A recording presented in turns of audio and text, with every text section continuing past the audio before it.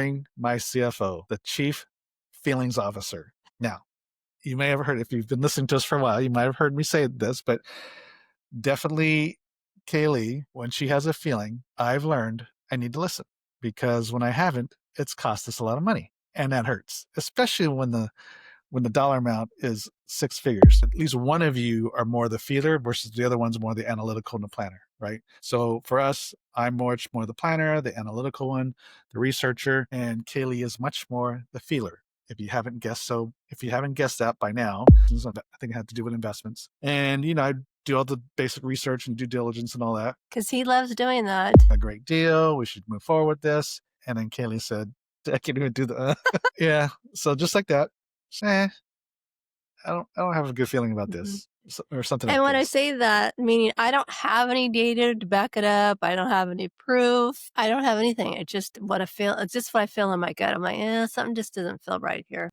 Thriving in Tandem. It's a podcast for you, the married entrepreneur that wants to win in business and marriage at the same time.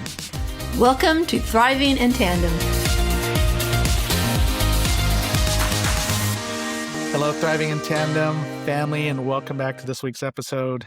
Hi, Tandem fam. And this one you're going to love. Well, I think my wife's going to love this one. It's the top 5 mistakes we've made as married entrepreneurs. And why I think she's going to like this one is because I'm telling her myself a little bit more. She always complains that I'm always picking on her. You're always telling my stories. I always tell a story about her. And so, right off the gate, the first mistake is really mine, right? So anyways, we're going to have a little fun. We're going to, peel back the curtain a little bit and just share some of the mistakes we made, both, working together, just being married and doing business and in business.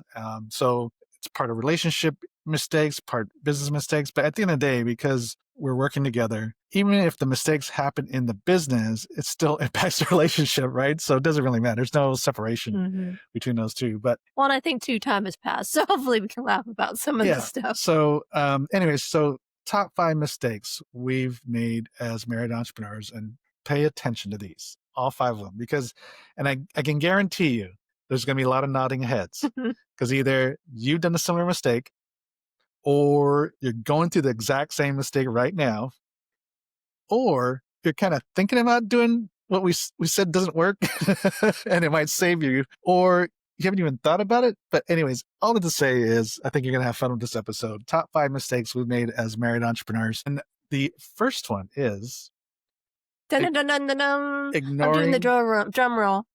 The first one is ignoring my CFO, the Chief Feelings Officer. Now, you may have heard, if you've been listening to us for a while, you might have heard me say this, but definitely Kaylee, when she has a feeling, I've learned I need to listen, because when I haven't, it's cost us a lot of money, and that hurts, especially when the dollar amount is 6 figures. Right? So that's really painful.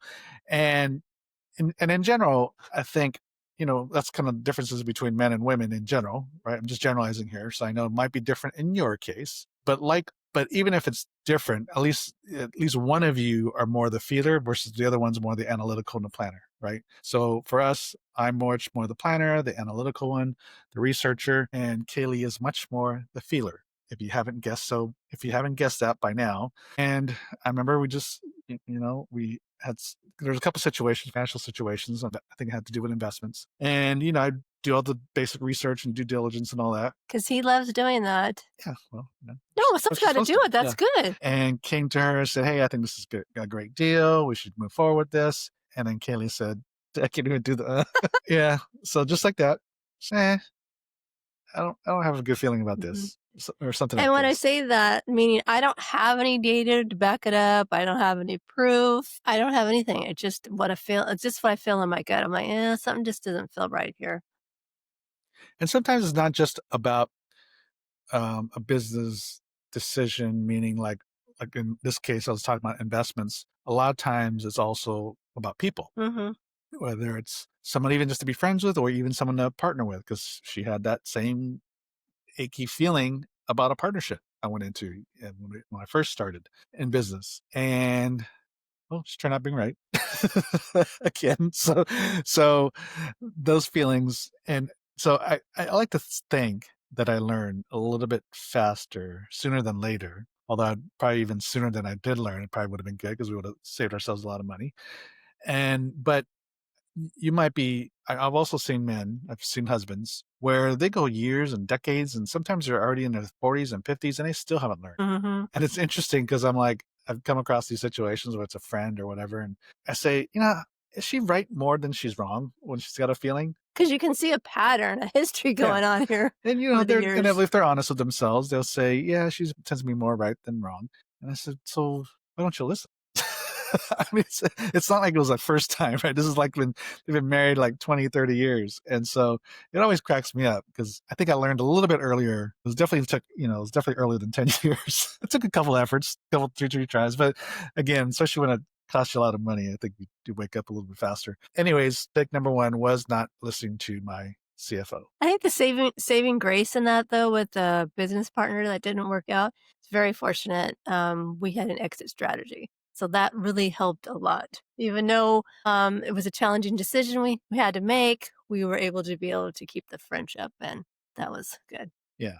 So yeah, all turned out, and it's better to learn those things sooner than later. We're just in the early stages of the business, and so no harm, no foul. Mhm, Didn't really cost us much other than time, but all worked out in the end. So that was number one. Number two, the number two mistake is having shiny object syndrome (SOS), and I've certainly gotten caught up with, like a lot of business owners, I've gotten caught up with the latest and greatest, especially like marketing mhm, techniques, or sometimes even systems, because this is going to be great.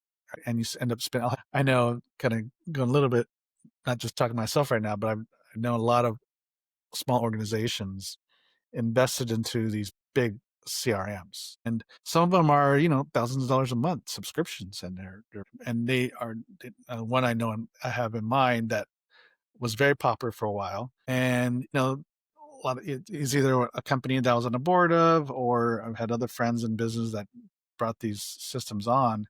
And I always told them, I said, invest in a consultant mhm, to set these things up and to teach you and coach you. Because especially the CRM system, it was very robust, somewhat complicated. It did a lot of great things, but if you're not kind of techie, mhm, I mean, you have to be kind of a tech geek to really get it, understand how to use it well. If you don't really get it, my experience was they only used about 5% of its capacity. So it's nothing against the system. It's really good. I saw what it could do, but because they heard how great this thing is, and they probably got shown some demo that did some amazing things with email marketing and data systems and all that, and they got caught up with it without, taking the time to invest into it. But anyways, and so I've gotten caught up in those things, even with like marketing tools and systems and so forth. And what I've learned over the years is you gotta a little bit to be honest. Is like, okay, number one is, am I going to use this? mhm. Like, am I really going to invest the time to understand it and use it? Because a lot of business owners, like, I mean, I tend to have a little bit more patience, but still, I think we like to get something, get it going, and move forward fast, right? Mhm. And some of these, tools, and especially when there's a learning curve, if that's not your thing, whether it's in digital marketing or dealing with some of these new tech systems and softwares and stuff like that, there's a learning curve to it, right? And so either you gotta hire it out, have a contract it out, or hire somebody to take care of this. Or if you're going to do it, you got to take the time to learn it and use it. And so you think you got to be honest with yourself. So number one, am I going to use this? Am I going to take the time to use it, or should I hire out? And also, does it even fit like what we're trying to do? Mhm. Because a lot of times the tools, like say that the CRM, for example, because I've seen a lot of these things and been tempted to subscribe to some of these things. Yeah, it's great, can do some great and amazing things, but am I gonna use it all? I think is the question.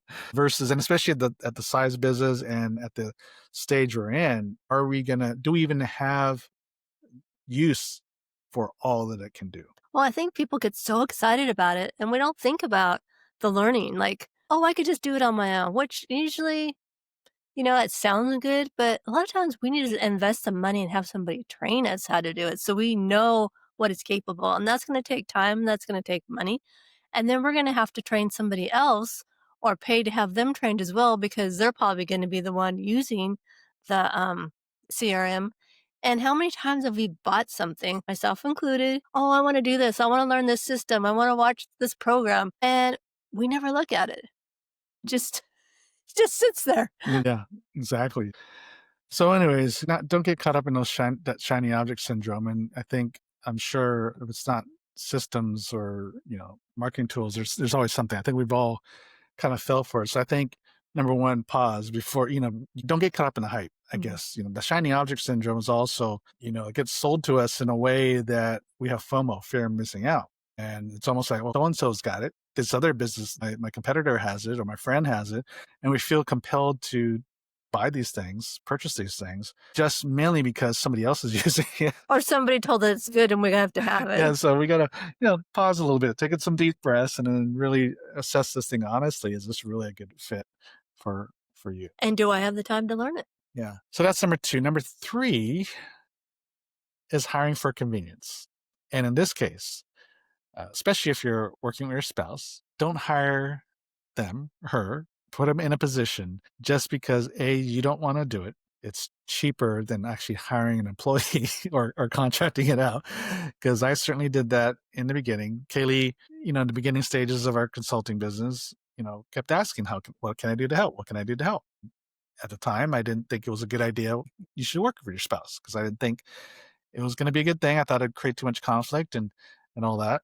But she persisted, and so finally I said, okay, do QuickBooks because I didn't want to do QuickBooks. Of all the things to pick. Well, it's because I didn't want to do it. I know. So I said, well, okay, you want to help? Do QuickBooks. And so my wife, being the gracious wife that she is, agreed, and it didn't turn out well. Just did it, honey. It caused conflict because I was just doing this, trying to do it out of the goodness of my heart, because I am totally not the QuickBooks girl. I'm more like, give me color, give me creativity. And so I would put it off. And then Robert's like, honey, have you gotten to QuickBooks? No, but I'll get to it. I just keep putting it off. And then he's like, I need you to do this. So then I would get in there and do it. And he would come back to me and he's like, honey, this is not correct. I need this to be correct. And then I would get triggered because I'm thinking, I'm doing this out of the goodness of my heart. And I keep putting it off because I really don't want to do it, but I don't want to tell him that.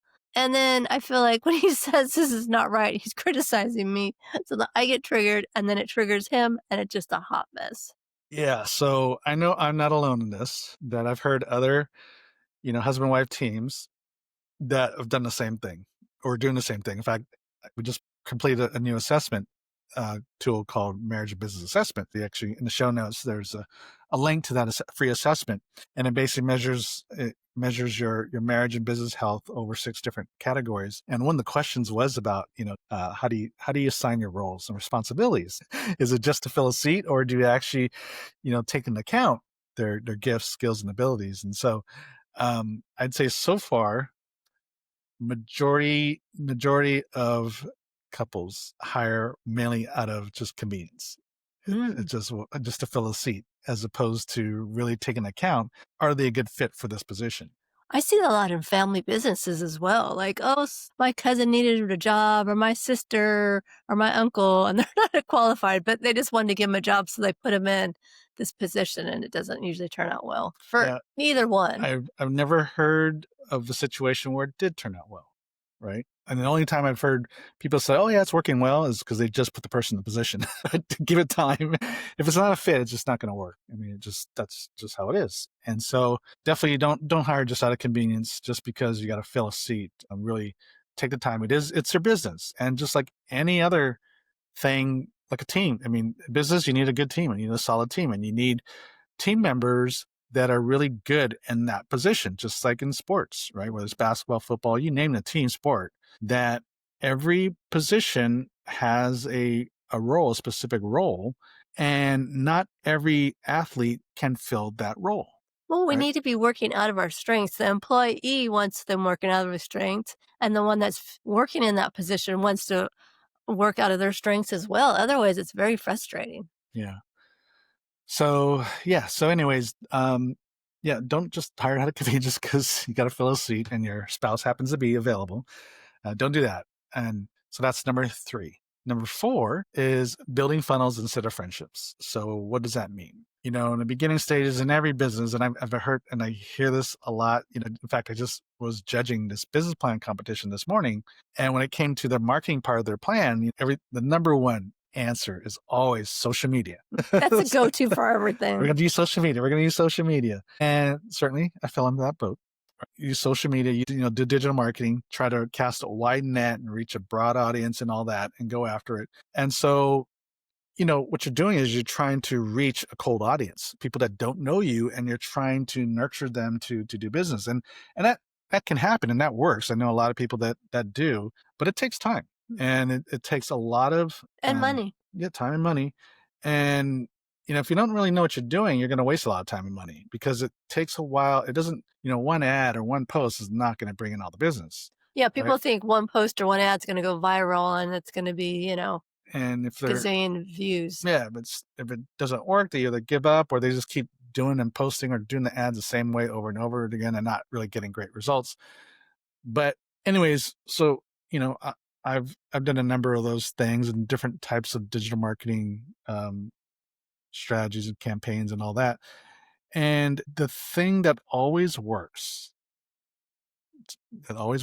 is always when we are face to face and in front of people, whether it's, on Zoom but especially when you're physically in the same space, when we're speaking or at an event or whatever, whenever we're actually connecting live, that's what works. And so, if you, Being in front of our clients in person. yeah, and in fact, if you heard us over the last, previous few episodes since we got back from our trip in Italy, we're really focusing on building our local community here in Southern California. We never really took the time to do that. And we're 8 years into our business. And so we never really took the time. A lot of it is because we just would get business word of mouth and they're from everywhere. And so most of our clients are just out of the state. And so we just kind of rode that.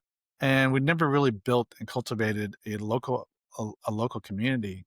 And so this year, or especially over the last couple months, we really are focusing on that, and which is kind of interesting because we're also preparing to move out of state. So it's kind of interesting. The timing is kind of interesting, but all I had to say was we're building community here, being very intentional about it. We're doing these monthly fun events for married business owners. Yes, we just had a wine tasting dinner pairing. Oh my gosh, you guys, it was so good and yummy. And we had, what, 6 couples because we wanted to Mhm. keep it small and intimate Yeah. for the dinner. And everybody had a fabulous time. And there was a great group of people. We really enjoyed ourselves. And the feedback we got back from other people, they had a great time as well. So it was nice to Mhm. see that. Yeah, so we're doing these monthly events. We also did a concert in the park, and then next month we're gonna go movies on the beach. Notice the 'Cause I've beach. always So wanted to do that. You guys go to the beach. How romantic is that? Out under the stars in the summer and watch a movie. so people are excited about that. And then I was just meeting with our local coffee roaster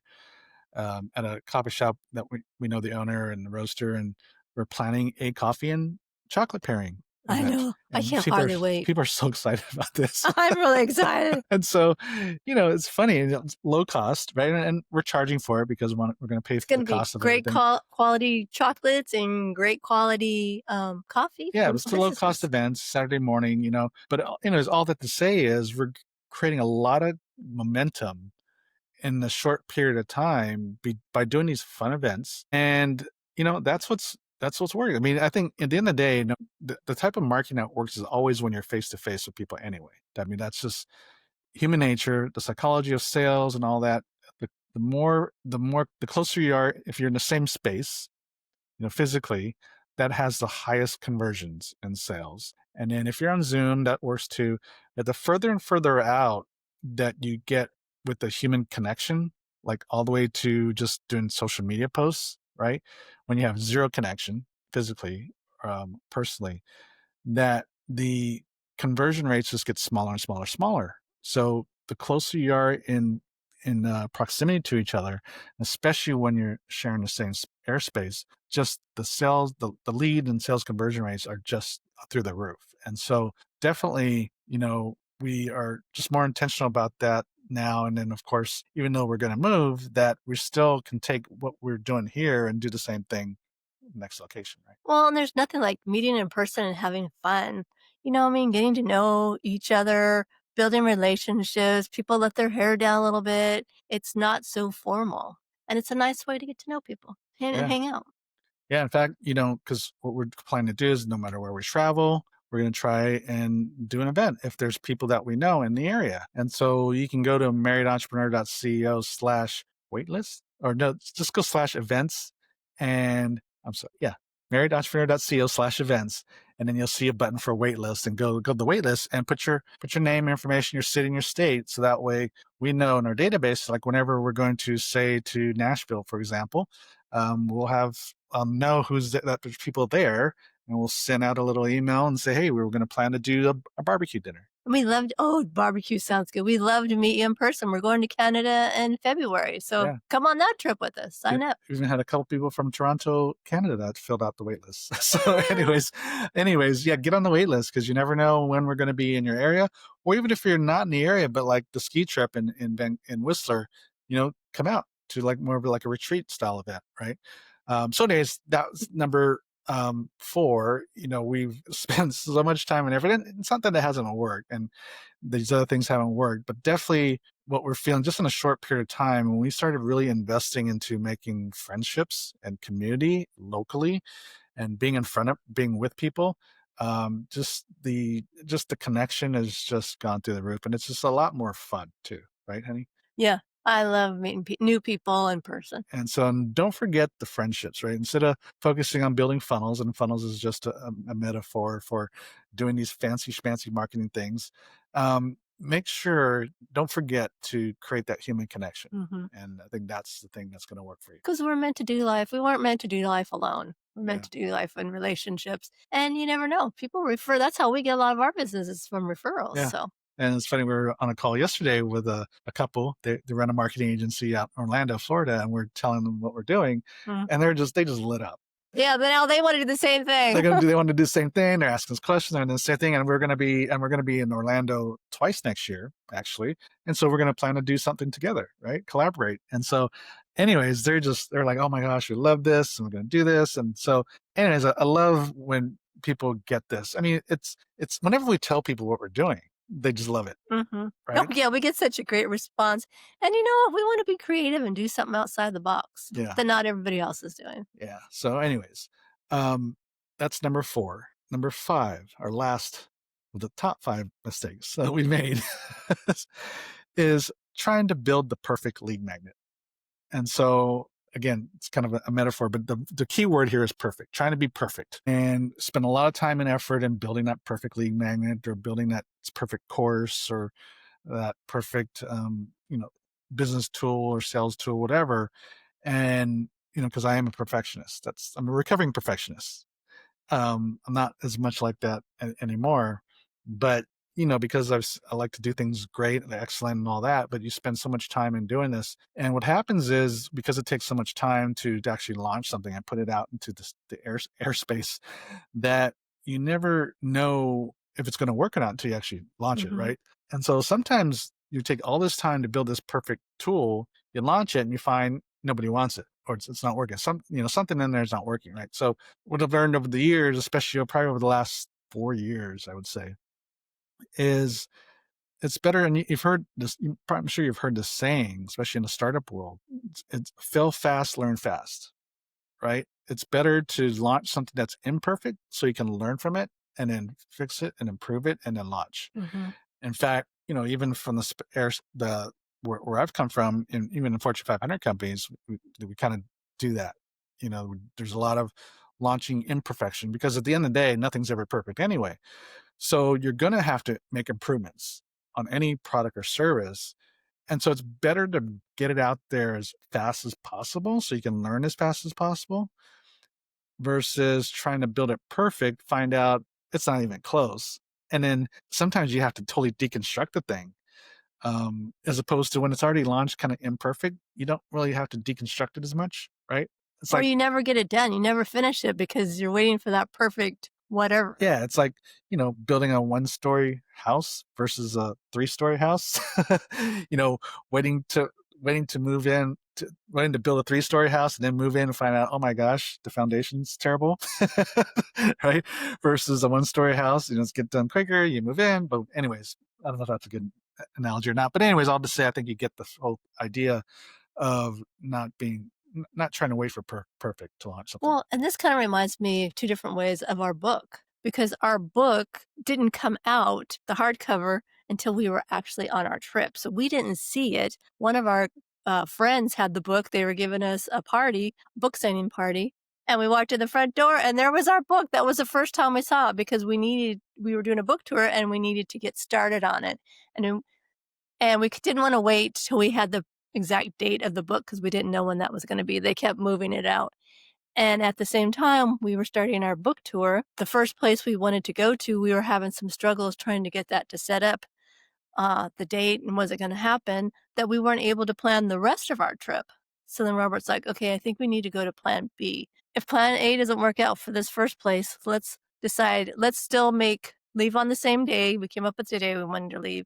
And then we were going to plan our other stops because if we were waiting for that one first place to come into fruition, we wouldn't be able to wait for the rest. We wouldn't be able to put the rest of the trip together. Yeah. Plus part of it, you might be thinking, oh, just wait till you get that first one, right? Well, we're under time constraint because we got asked to speak at a retreat. And that was going to be on the tail end of the road trip because it was kind of close to Salt Lake City, Utah, which is based on the way home and all was on the way home. So we need to be able to do the kind of around the country, road trip and be back in the Park City area by, a certain date. So we couldn't push out the start date too long. Otherwise we'd really get crunched for time as far as doing the book tour. So, part of that was there was a timing issue too that we had to consider. And so, we left our house with our plans incomplete. And normally in the past that would drive me nuts, a lot of worry. But everything worked out. I just said, oh, we just have to go. And we'd have enough time on the road and all that. We had days, in advance on the road. We had the first, I say, third of the trip, planned out as far as dates. And then the second, third, or the other 2/3 of the trip were kind of up in the air.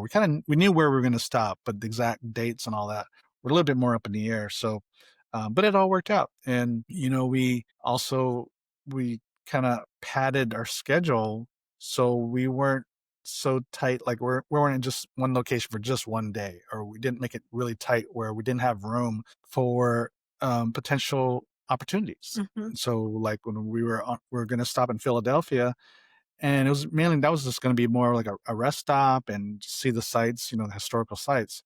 But it worked out where we got introduced to these pastors that have a church, but they also have a couple coffee shops, and they also know a lot of business owners. And so they put together a book event for us. Okay. And that was booked literally while we were on the road driving between. I'm walking the dog. Robert's like, honey, can you take the dog out the rest stop? You're on the phone talking to her. Yeah, I think the date on the books. Yeah, we're on our way to Chicago, driving to Chicago, and then that's when I got the call.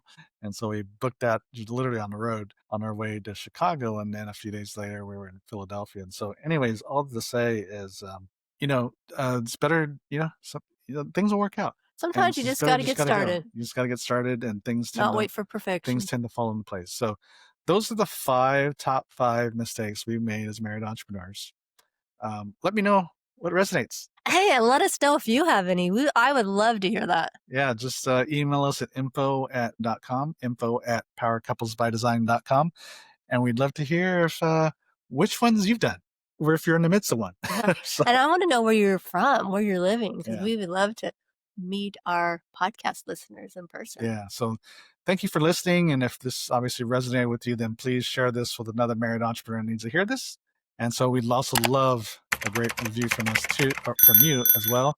So until next week, God bless you. Thank you for listening to the Thriving in Tandem podcast. Please visit our website, marriedentrepreneur.co, for a variety of free resources to help your marriage and business succeed. And feel free to leave us a review and share this episode with another married entrepreneur. That would mean so much to us. See you next week.